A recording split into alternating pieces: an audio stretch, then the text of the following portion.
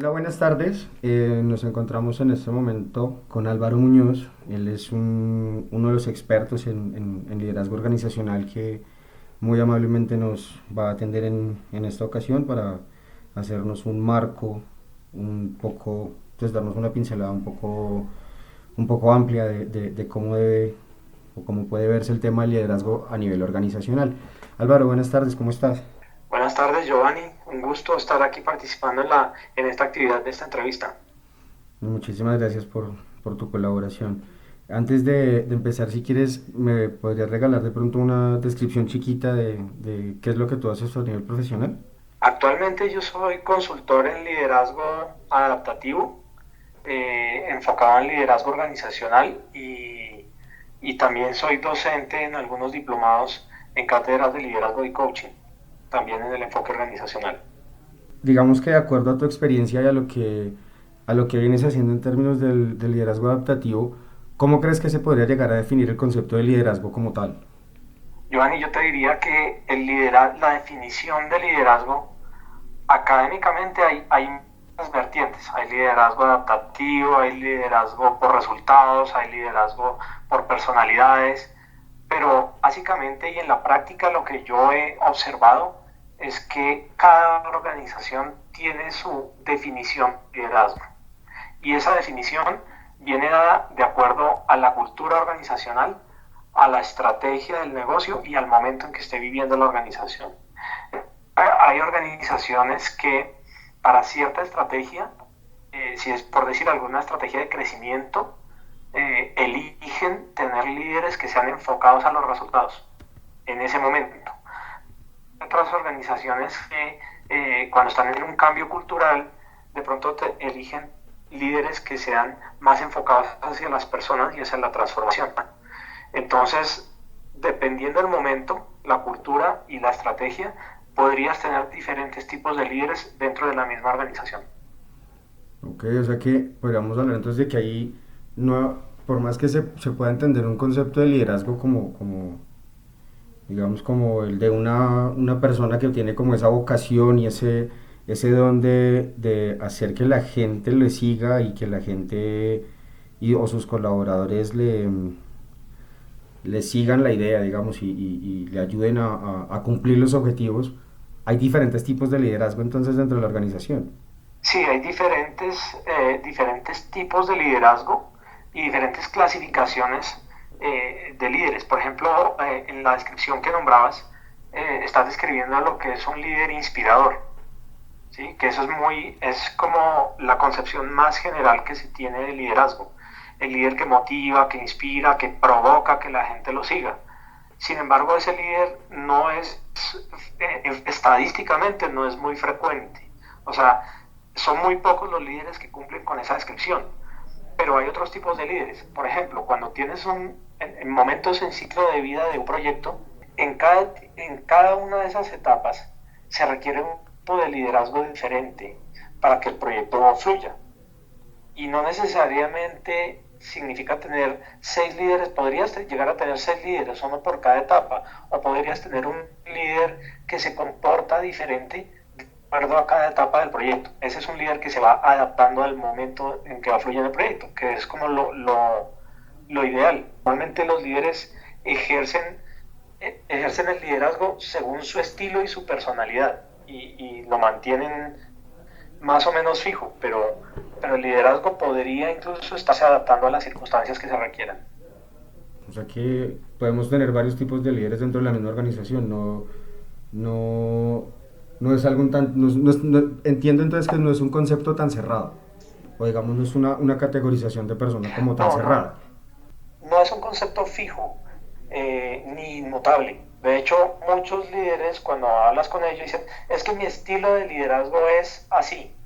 Y sí hay como un estilo base, o sea, hay líderes que son más orientados al resultado, otros son más orientados a la relación con las personas, otros son más orientados al equipo, otros son más orientados hacia la norma y los protocolos y lideran de esa manera, ¿no?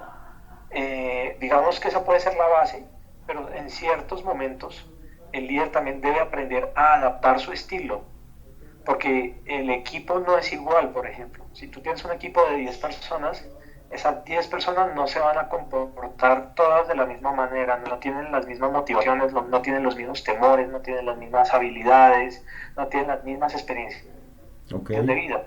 Entonces, si tú realmente quieres ser un líder efectivo que mueva un equipo, deberías llegar a conocer también a tu gente, que tú pudieras adaptar el estilo para que te funcione con cada una de las personas.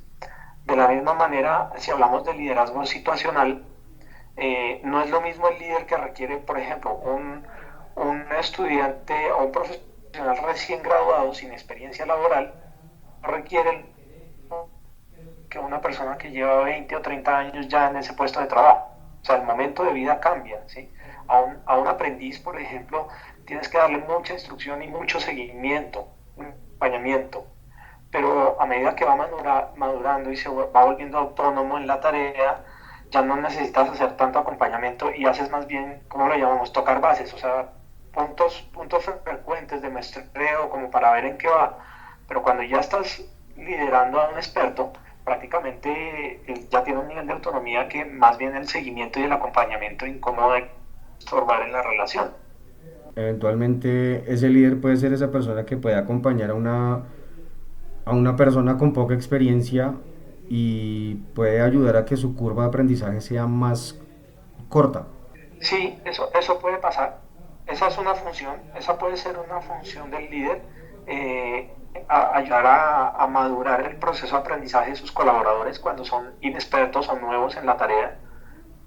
Sin embargo, para el otro lado también, ¿no? O sea, cuando ya están muy maduros y muy expertos en la tarea, vienen otras funciones, ¿no? Hay que ponerles nuevos desafíos para mantener la motivación, para que se mantengan aprendiendo, para que no entren en zona de confort, por ejemplo, y estar moviendo las habilidades del equipo. También un líder debe estar observando eso. O sea, si tienes colaboradores, por ejemplo, que están cerca de la edad de jubilamiento, de pensionarse, cómo ese conocimiento y esa experiencia de ellos haces que vayan migrando hacia los más jóvenes para que en el momento en que ellos salgan del equipo no se pierda ese tesoro que es ese aprendizaje acumulado de todos los años que llevan ahí. Bueno, continuando con la idea del acompañamiento del líder y pues digamos de cómo él puede influir en el desarrollo de las demás personas, me surge una duda. ¿Tú consideras que el líder nace o se hace? O sea, ahí puede haber un rasgo distintivo para determinar que una persona es un líder nato o es una habilidad que se puede trabajar en el tiempo. Yo creo que pasan las dos cosas, o sea, hay cerebros que ya nacen configurados para liderar, ¿sí? Pero si no se entrenan en liderazgo, es muy difícil que logren desarrollar el potencial que traen. Tú puedes venir de una familia de atletas, por decir algo. Entonces, en tus genes, en tu programación biológica, podrías tener, qué sé yo, la contextura, porción ideal de la longitud de las piernas con respecto al tronco, saber la capacidad pulmonar un poco más desarrollada que si no vinieras de una familia de atletas, cosas de ese estilo. Sí. Pero si no practicas el atletismo, vas a ver si puedes correr una maratón o ganar una competencia. Ok. O sea, hay como una predisposición genética y de hecho alguna vez leí, había un artículo por ahí que estaban investigando en la familia real británica gen del liderazgo, o sea, qué era lo que tenía en común esa familia, esos genes que podría generar eso. Puede que exista, no supe cuál era la conclusión de la investigación, puede que exista tal vez una familia que a través de generaciones se haya acostumbrado, entrenado y desarrollado habilidades de liderazgo, puede que a nivel genético esté transmitiendo habilidades para sus generaciones. Pero si no hay un desarrollo de esas habilidades, es muy difícil que se vean.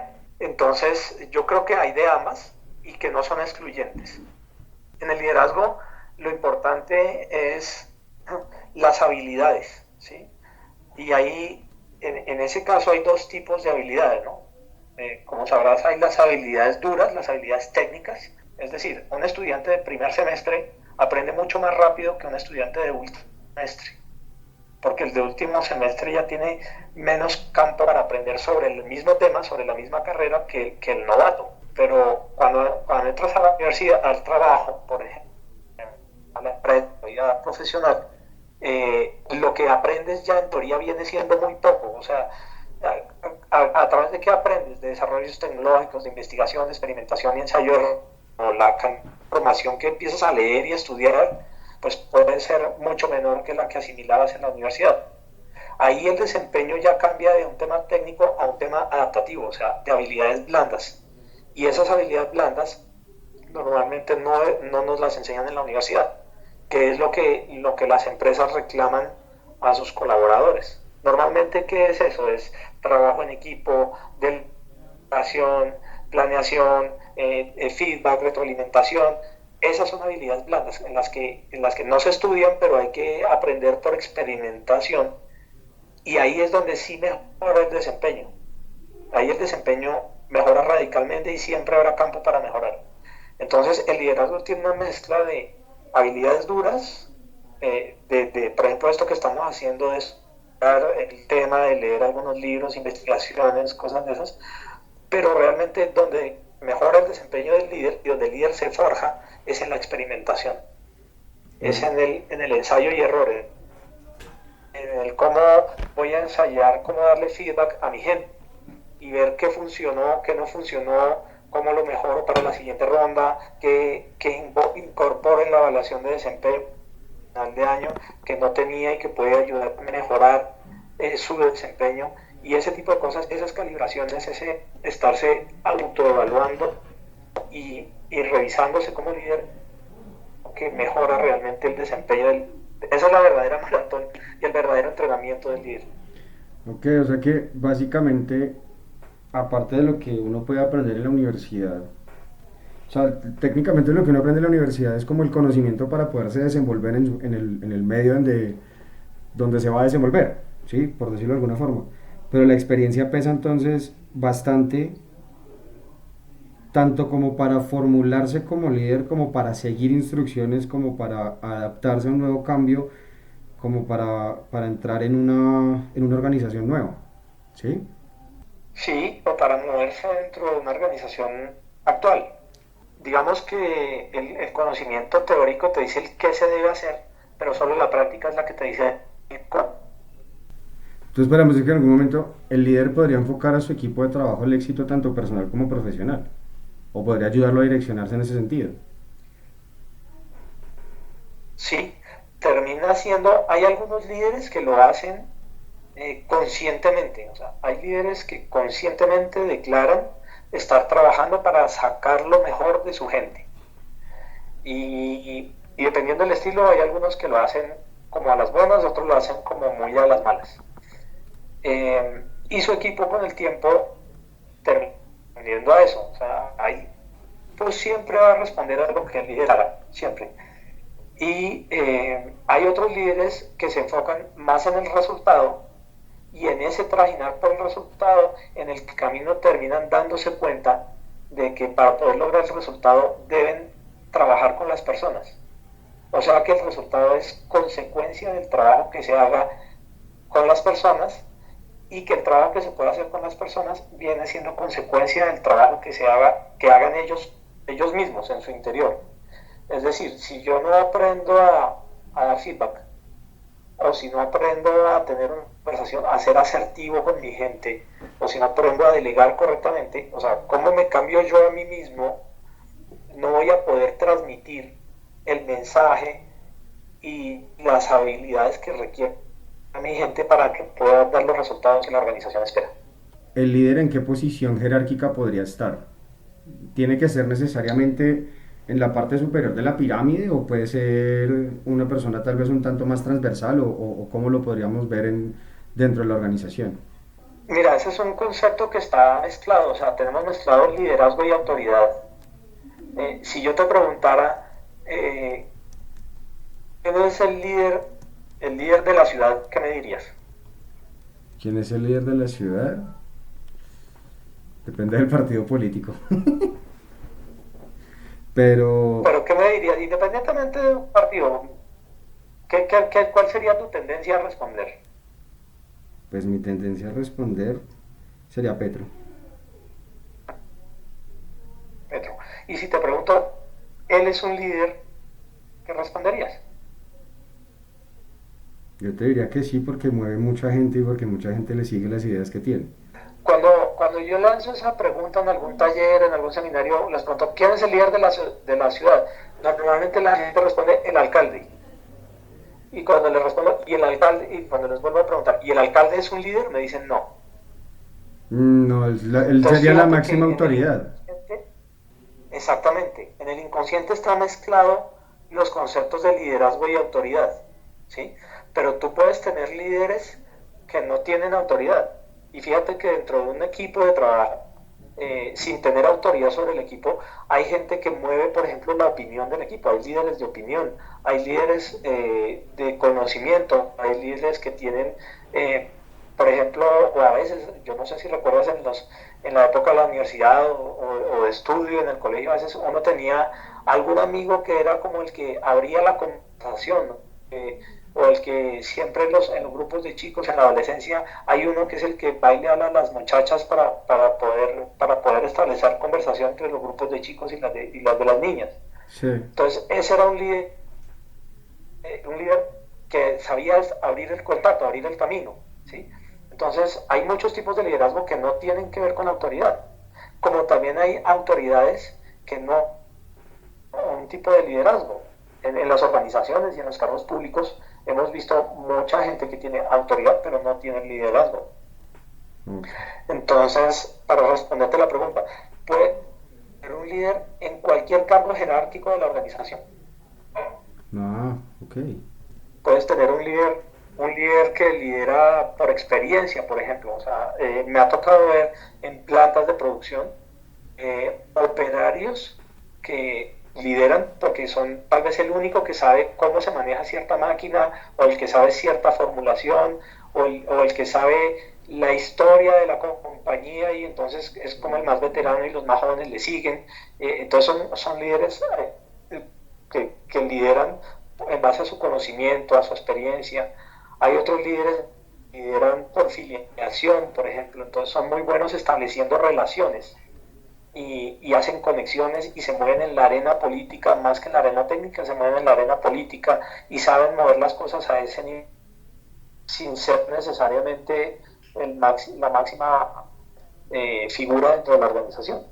O sea que siguiendo con esa línea, eventualmente también se podría encontrar un mal liderazgo. En las organizaciones se tiende a usar la palabra líder con la de jefe de manera indistinta. Si definiéramos líder como la persona que hace que otros hagan cosas, pues no necesariamente tiene como una connotación jerárquica. Si definimos el jefe como la persona que manda que otros hagan cosas, sí hay una connotación jerárquica.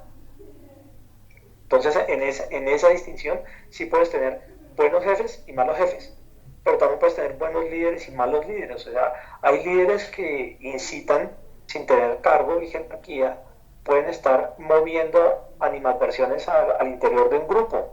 No hablamos solo de organizaciones empresariales, pueden ser grupos políticos, grupos deportivos, grupos religiosos, sociales. Puedes tener líderes que unen o líderes que disipan o líderes que siembran confianza o líderes que dividen. Sí, que eso pasa con la pregunta que me haces hace un rato del tema del líder de la ciudad, que no tiene autoridad, pero sí mueve a la gente, sí logra que la gente genere una opinión diferente y genera, como en algunos puntos, esas animadversiones que tú estabas hablando, como ir en contra de lo que se está haciendo, de lo que están haciendo las personas que tienen la autoridad. Exactamente, exactamente. Es que el liderazgo no es impuesto. No, el liderazgo es una suma de habilidades que te dan como la facultad, la potestad de influir en la gente para que la gente quiera hacer cosas por ti o para la organización o para la comunidad. O sea que el liderazgo o una persona se considera líder eventualmente también por el reconocimiento de sus pares y por lo que él logra influir dentro de sus Sí, pares, ¿sí? digamos que organizacionalmente se referiría más que a sus pares a su equipo. O sea, se puede Eso. decir que alguien es líder si su equipo lo reconoce como líder. Eh, bueno, también podría suceder que los pares lo reconozcan como un líder, también puede pasar. Y es buena tu pregunta. Pregunta creo que es la distinción, se responde a sí misma. O sea, el liderazgo tiene que ver más con un reconocimiento de terceros que con un nombramiento de una organización. Ahora, ya hablándolo, como estamos mencionando ya el tema un poco jerárquico dentro de la organización, eventualmente un gerente debería ser líder. ¿De qué? ¿Sí? Esperaríamos que un gerente general tuviera algún tipo de liderazgo y que fuera orientado más hacia un liderazgo estratégico. ¿Sí? Pero si estamos hablando de un gerente liquidador, tal vez no requiramos muchas habilidades de liderazgo para ese rol. Si hablamos de una organización tecnológica, un gerente de sistemas eh, tiene una importancia clave, una importancia relevante en la organización y se podría esperar que él tenga un rol y unas habilidades de liderazgo ahí. Para responderte, en el liderazgo no hay fórmula para qué es el seno, la integral o la derivada de esto para que de tanto. Es más como muy situacional, muy del momento, del rol, de lo que se espera que pase. Si yo quisiera verlo ya desde el punto de vista jerárquico dentro de la organización, donde pues uno está hablando pues, de un gerente general y pues ya de unos gerentes de área, debería o no tener ciertas habilidades en términos de liderazgo, ¿cierto? Dependiendo más como del rol de lo que le está cumpliendo dentro de la organización. Sí, hay habilidades. Si tú pudieras conversar con un o una gerente de gestión humana, normalmente ellos te van a decir, mire, la estrategia que tenemos es una estrategia de crecimiento, es una estrategia de estabilización, es una estrategia de YZ. Y lo que dentro de esa estrategia, por decir algo, este año esperamos tener un EBITDA de XY cifra. Para eso, entonces necesitamos un gerente financiero que se comporte de esta manera, un gerente comercial que se comporte de esta otra y un gerente operacional que se comporte de esta otra manera. Entonces, de esos gerentes se hace un diagnóstico de sus habilidades de liderazgo y se determina cómo están, qué habilidades van a requerir cada uno de ellos para poder llegar a ese objetivo. Entonces, de esa manera es como las organizaciones van perfilando, van creando un perfil de líder, sea por entrenamiento o por adquisición de habilidades. Tú sacas, por ejemplo, un gerente comercial de Coca-Cola Sí. y lo pones en Pepsi-Cola, que es una organización que por tipo de mercado y de producto puede ser muy similar, pero si lo sacas al gerente comercial de Coca-Cola y lo pones a hacer gerencia comercial en Pepsi-Cola, no se va a desempeñar igual, a pesar de que el negocio sea el mismo y la industria sea la misma y el producto sea prácticamente el mismo. No se va a desempeñar igual porque la cultura de la organización es diferente. Entonces, ese líder que llega a esa nueva organización va a tener que hacer una adaptación de sus habilidades, va a tener que aprender. Es que aquí el feedback se da de cierta manera. Aquí la planeación estratégica se hace de otra manera. Aquí los problemas se arreglan de otra manera. Y ahí es donde empieza a montar el liderazgo. O sea, el liderazgo que le funcionaba en Coca-Cola, tal vez ya no le funcione totalmente en Pepsi-Cola. Habrá cosas que sí le funcionen, pero habrá otras que no y tenga que cambiarlas para poder tener éxito y prosperar dentro de la nueva organización. El tema de la cultura organizacional necesariamente determina al líder, porque el líder tiene que ir de la mano con la cultura para lograr la estrategia de la empresa. Correcto, correcto. La cultura determina las habilidades que los líderes deben mostrar. Y los líderes son el agente transmisor de la cultura para los equipos. ¿Sí? Los líderes son el modelo de la cultura, por eso para la cultura organizacional es tan importante mapear esas habilidades de liderazgo, porque finalmente los líderes son, siendo como en una familia, los hijos, o sea, los equipos van a terminar emulando lo que ven en su líder. Yo te diría que enseña más de un 80% por el ejemplo, más de un 80%. Y cuando tú hablas con la gente, seguramente te habrá pasado en tu vida profesional, pero cuando hablas con la gente dice, pero es que a mí me piden coherencia y mi jefe no lo hace. A mí me piden puntualidad, pero el jefe llega tarde. Sí, Entonces, la gente siempre el líder como excusa para no cumplir lo que se le está pidiendo. Pero cuando el líder está modelando, la excusa se acaba. La excusa se acaba y la gente no tiene escapatoria para alinearse con la cultura organizacional. ok. Ahí hablamos, ahí también podríamos hablar algo como para relacionar el tema de la parte del ejemplo, ya desde el otro punto de vista, el tema de poder. ¿El líder debe tener poder dentro de la organización? Usualmente se adjudica el rol de líder a una persona que tiene una jerarquía, que tiene poder. Hay organizaciones que nombran líder, o sea, por ejemplo, puedes tener, qué sé yo, el líder de calidad para Latinoamérica y el Caribe, por decir algo. Eh, Esa persona tiene un rol que es un poco más complicado. Y ahí voy a entrar en otro tema que es accountability. O sea, cuando tú eres jefe de área y tienes poder sobre el área, tú puedes responder los resultados porque creas accountability a través de un sistema de consecuencias.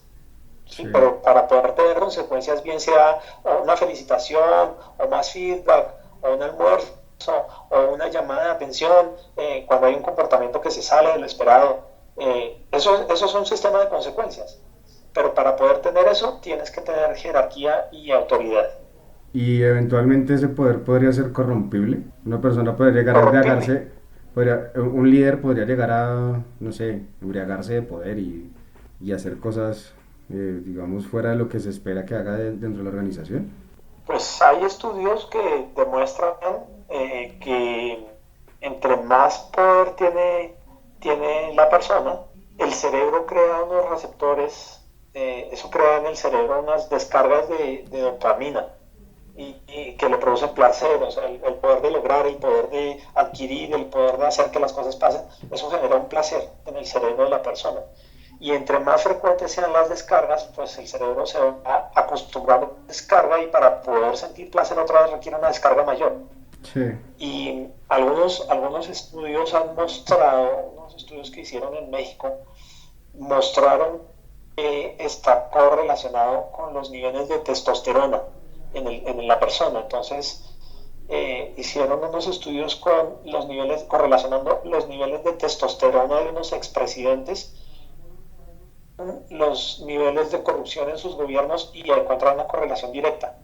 Y también encontraron que por eso es que también se dice que es más difícil que la mujer se corrompa a que el hombre se corrompa, porque pues, los niveles de testosterona en el hombre son más altos. o sea que eventualmente la parte o la facilidad de corromper de una persona puede ser también biológica. No es necesaria, no es únicamente necesariamente de Hay su hay un comportamiento factor biológico, o de sus valores.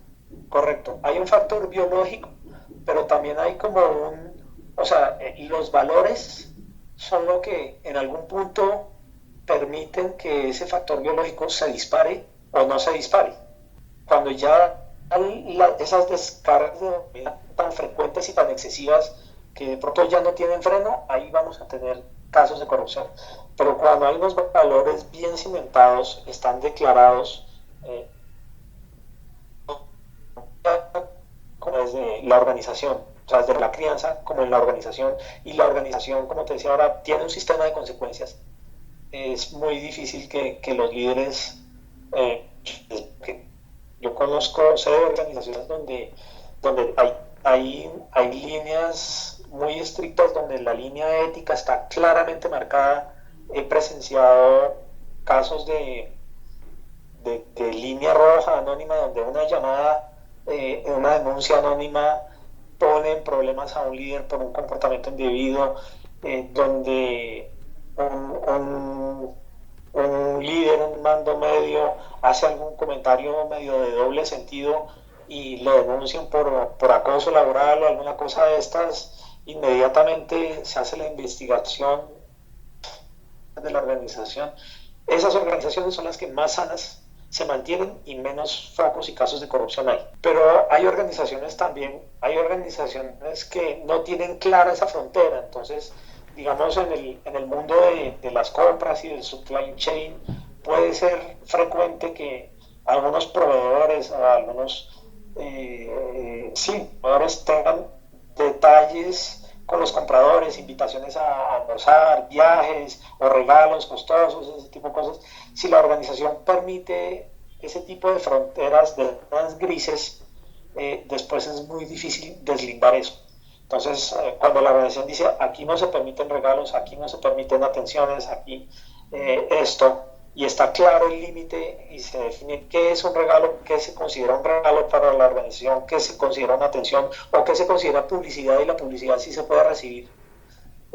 Cuando eso está claro, para la organización, claro sus valores, tiene claros sus protocolos y tiene claras las consecuencias, la gente sabe de qué lado de la línea está y ahí es más fácil controlar eso. Ahora vámonos a la otra cara de la moneda. Acabamos de hablar del riesgo que puede haber que haya una persona con poder se corrompa y pues hay un término biológico, pero vámonos a la otra cara de la moneda. Una persona tímida eventualmente podría llegar a mostrar algún rasgo de liderazgo. Yo te diría que no es una camisa de fuerza, o sea, también hay que ver, por ejemplo, puedes tener una persona tímida y que eso lo limite para mostrarse, por ejemplo, o para confrontar un comportamiento con un colaborador o para marcar una línea en algún momento. Eso podría ser una limitante y ahí habría que hacer algún tipo de trabajo con esa persona. Pero tal vez en el aspecto técnico no. ¿Sí? En la mayoría de las personas que yo conozco que tienden a ser tímidas o introvertidas tienen una fortaleza técnica y eso los hace destacarse en otro aspecto de la organización. Entonces tal vez sus resultados a nivel técnico hagan ver muy bien y si están en una cultura que premia el desempeño técnico, pues les va a ir bien. Viéndolo ¿Vale? desde la organización, me surgen dos dudas. Una es, ¿cuál consideras tú que podría ser el balance óptimo de líderes dentro de la organización? Si deberían haber muchos o deberían haber pocos, o dependiendo de la organización que sea, pues que tenga como una cantidad mínima o algo por el estilo. Y la otra, ¿cuál crees que debería ser la relación de ese líder con su equipo de trabajo? No hay como, no he visto como estudios o para decirte una proporción de uno por cada tantas cabezas, algo así, ¿no? Se dice que uno de cada 10 cerebros es un cerebro de líder. O sea, más o menos el 10% de la población es lo que tiene la predisposición genética para liderar. Ujú. Eh, pero pues yo creo que una organización desea tantos líderes como pueda tener o formar, eh, pero tampoco muchos porque pues así como dice el refrán, mucho cacique y poco indio, Mucho pues cacique, tampoco poco. pasa nada. Precisamente de eso Entonces estaba te pensando. enfrascarías en discusiones bizantinas de liderazgo, de cuál es la mejor estrategia, la mejor fórmula para llegar al resultado, pero nadie va a ejecutarla. Yo te diría que lo ideal fuera que en cada equipo hubiera un líder. La otra pregunta es cómo debería ser el líder con su equipo. Por instinto, trabajamos mejor con los que se parecen a nosotros. Y en esa tendencia, los líderes empiezan a seleccionar el equipo, empiezan a generar no un equipo multidisciplinario, sino un equipo de clones. O sea, inconscientemente empiezan a seleccionar gente que se parezca a ellos, pues para con ellos comunicarse y tener mayor facilidad a la hora del resultado. La desventaja de eso es que empezamos a creer que todo el mundo se maneja igual y que piensa igual a mí y empiezo a tratarlos a todos igual. Y no es así. O sea, cada persona, cada cerebro tiene una forma, biológicamente todos los cerebros son iguales, pero en el contenido todos son diferentes. Hay que saber leer las personalidades, los estilos de pensamiento. Cada persona tiene un estilo de pensamiento diferente. O sea, hay gente que es más orientada a correr riesgo, a tomar decisiones, otros le huyen a eso.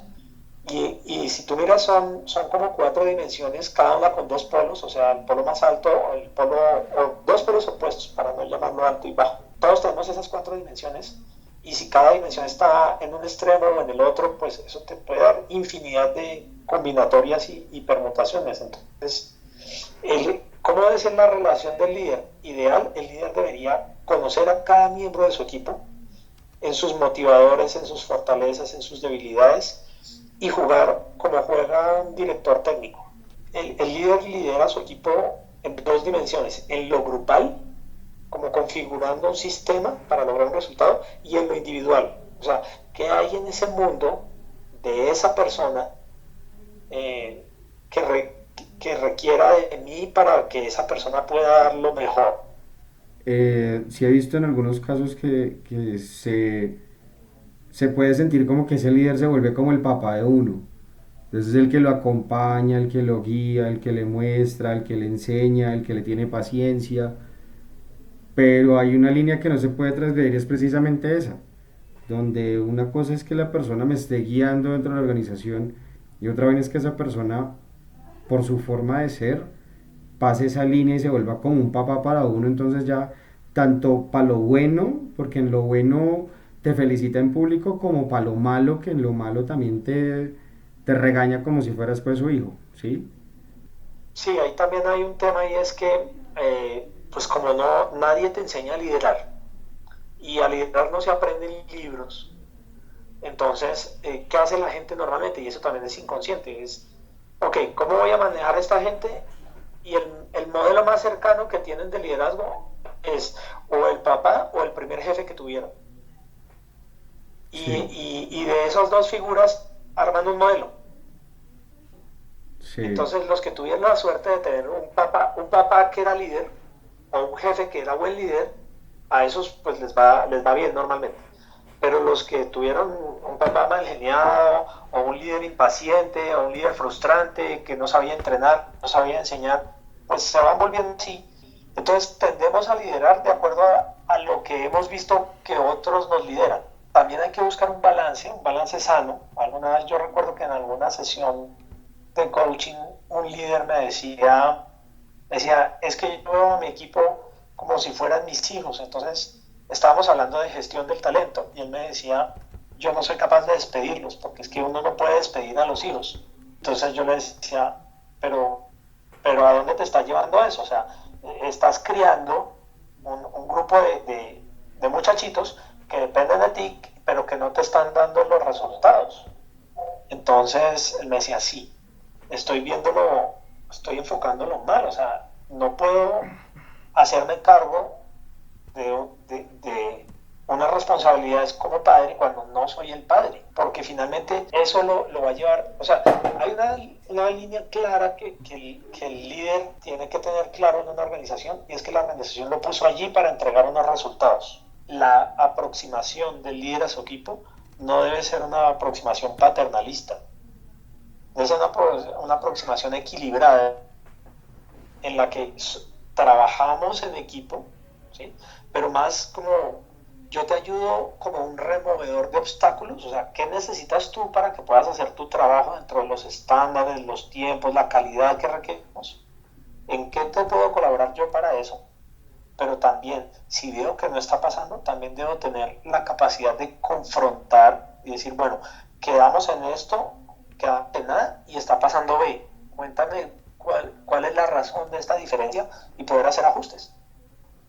¿Sí? O sea, el líder tiene que estar tan balanceado que no se vaya ni para el extremo tirano ni para el extremo paternalista y que pueda danzar en el medio, donde si lo hiciste bien, te lo reconozco, te lo atribuyo, si necesitas algún recurso de mi parte para que lo puedas hacer bien, te lo doy, pero si no lo estás haciendo bien, también vamos a conversar de eso, vamos a tomar acciones sobre eso y si esas acciones no son suficientes, no fluyen, pues tendré que reconfigurar mi equipo.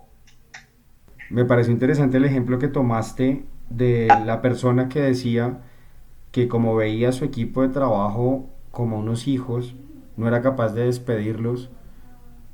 Digamos, cuando se presentan ese tipo de casos, realmente en un momento de crisis, ¿cuál podría ser el rol o la función que podría desempeñar ese líder en ese punto? O sea, como por ejemplo, cuando yo estoy generando una reestructuración en una empresa, la gente tiene ese temor de que la van a sacar. Ahí la recomendación es ser lo más transparente que se pueda dentro de la discreción que la organización requiere. Es decir, el mensaje no puede ser tranquilos que aquí no va a pasar nada y yo los voy a proteger a todos, porque nadie puede garantizar eso en una reestructuración o en una crisis. Sí, ¿Sí? El mensaje debería ser ok, estamos en crisis, hay reestructuración, eso no se niega, porque también si lo niegas en el radio pasillo, eso sale. en Radio Pasillo. Entonces no, el líder tampoco puede, sí, el líder tampoco puede tapar el sol en manos. Entonces, reconocer que hay una crisis, reconocer esto y estar enviando como mensajes de lo que estar informando de lo que está pasando. Y si le dicen, bueno, jefe, va a despedir a alguien o no, pues si me toca lo haré, o sea, es parte del trabajo.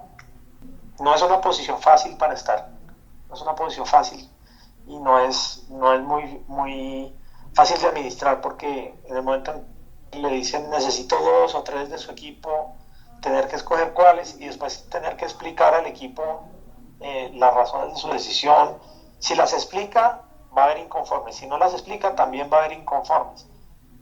Pero, pero tal vez, también de mi experiencia, he visto equipos que en un taller le dicen a su líder, queremos saber por qué sacó a fulana. Nunca supimos que se fue, pero nunca supimos las razones. Entonces también los equipos también a veces necesitan saber el por qué. Ok, Y eso también va como la confianza la confianza del equipo y que el líder genere en el equipo. O sea, en esos talleres donde pasa esas cosas, usualmente es porque ha pasado algo y no ha sido una vez. O sea, he facilitado tal vez unos 2 o 3 talleres en los que ha pasado eso, donde ha habido un maltrato en el equipo y no se ha hablado. Y no es un maltrato de que el líder violente al equipo, sino de alguna decisión, alguna acción que tomó el líder, no la comunicó con el equipo y el equipo se sintió maltratado. ok.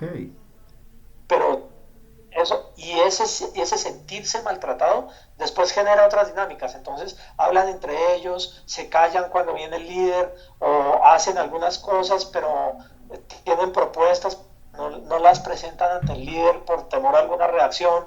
Y cuando el líder empieza a notar, venga, este equipo ya no es lo que era, este equipo ya no está comunicando lo que me comunicaba, y empieza a preguntar qué pasa, y los no le dicen. Entonces se crea un clima tenso. Entonces traigamos un tercero que nos ayude a resolver este tema. Y tal vez eso se hubiera evitado si el líder pregunta, o si el líder después dice, bueno, tuve que despedir a Juan por A, B, C y Y razón. Y inconformes los va a haber siempre. Siempre, Sí, hagas lo que hagas, eso es otra característica del liderazgo. Hagas lo que hagas, decidas lo que decidas, siempre va a haber alguien que no esté de acuerdo con tu decisión. Pero eso también es parte del precio de ser líder. Entonces, hay que saberlo plantear, poner honesta, transparentemente, ojalá con hechos y con datos, para que no se quede la percepción de que el jefe decidió de manera arbitraria porque a Juan lo tenía entre ojos. No, eh, decidí separar caminos con Juan, decidí terminar el contrato de Juan porque llevábamos varias conversaciones sobre el empeño, había una mala actitud, yo le puse estos recursos, no se logró, y pues yo también tengo que responder por unos resultados a la organización. ah, Eso es como lo más aproximado a una mejor salida en un momento de crisis, a una mejor salida. ok. Y de esa forma, digamos que de esa forma se podría legitimar la posición de líder dentro de la organización, ¿cierto? Sí, yo pienso que entre más transparente sea un líder, eh, más confianza genera en el equipo. Y eso es lo que lo legitima y lo sostiene como líder. Hay casos también en los que es muy difícil conservar esa transparencia. A mí me pasó, o sea, en una época de reestructuración y yo tenía un equipo de 10 y estaban pidiendo gente, pero también nos decían, no hablen de esto con la gente. Uh, Entonces era muy difícil porque sabes que el equipo lo siente y no poderlo decir. Entonces yo les comunicaba lo que podía decir, pero también les decía, mire, yo quisiera decir más, pero realmente tengo esta otra petición de la organización de, pues, tratar de ser lo más sincero posible sin ir a traicionar. Ahora, a veces hay que hacer pequeñas traiciones a la organización en pro del equipo y otras veces pequeñas traiciones al equipo en pro de la organización. Esa es una línea en la que hay que estar bailando, hay que estar bailando muy delicadamente, ¿no? Ah, bueno, Álvaro, oye, me eres muy amable, muchísimas gracias por tu tiempo, por colaborarnos un poquito con una pincelada de lo que es, digamos, el liderazgo en el mundo organizacional y empresarial. Claro que sí, un gusto, gracias a ti pues por la oportunidad de compartir contigo y con tus compañeros lo que mi experiencia profesional y ahora como consultor me ha permitido ver del mundo del liderazgo, que para mí es sumamente apasionante. Espero que sea de utilidad y cualquier cosa pues estoy a tu disposición. Listo, Álvaro, muchísimas gracias, que estés muy bien y feliz tarde.